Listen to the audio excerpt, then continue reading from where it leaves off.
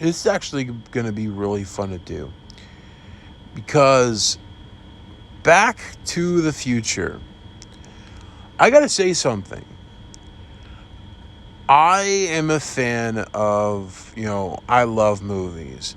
There's, I'm more into your usual obscure stuff. Like I love, Little Monsters and Clifford, um, you Ernest Goes to Camp, Problem Child, which some of those wouldn't seem obscure, but a lot of times people don't really talk about them too much. And I'm not the biggest fan of movies that everyone talks about. I know, I love Home Alone. Home Alone is usually, every Christmas is something. A lot of your John Hughes stuff is an exception with that stuff. But the biggest exception for me has got to be Back to the Future. Back to the Future is a movie that I don't care, how many people loves it. I don't care,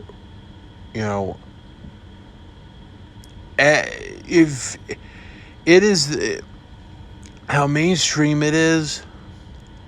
I don't care. I love it.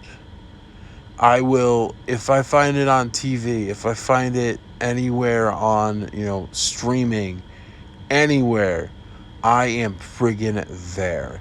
And not just the first one, all three. But in particular, the first film. Because the first film, the backstory is phenomenal. It is one of my favorite, kind of like a backstory beginning with Bob Gale going and looking through his father's yearbook. He's like, if I was in school, would I like my dad? Or I really like that idea and all the different things and the whole thing with the refrigerator and that, or the washing machine and stuff, and kind of that making it into, I don't think the washing machine, but kind of like that making it into King of the Crystal Skull. And Einstein was originally a chimp or a monkey.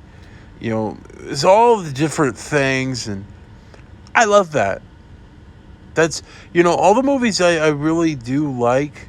When your mainstream movies, there's certain mainstream movies I enjoy, I really love. Goodfellas, Home Alone 1 and 2, The Departed, Breakfast Club, so on and so forth. Not the biggest fan of Mean Girls, not the biggest fan of The Notebook, but there's always good one. There's always good days. There's always bad days. It's just like that with movies. And Back to the Future is one of those movies that it stands the test of time.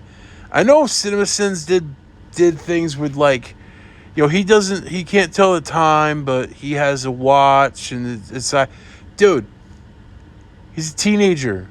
I was like that at that age. I didn't know what was gonna be at the time, and finding out it was just even Zemeckis did say there were some little flaws with it, but I don't care. When can people just enjoy a movie, without having flaws? Looking at dumbass flaws, just enjoy it.